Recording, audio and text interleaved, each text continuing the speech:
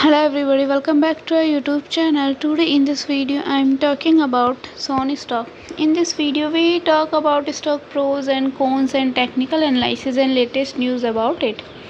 Stock is trading at 0.46% positive in a day.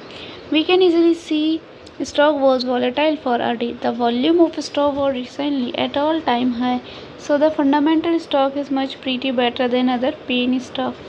Before buying and selling the stock, please consult your financial advisor. Today's video is done. Thanks for watching. Please subscribe my YouTube channel, like the video and also comment all related queries.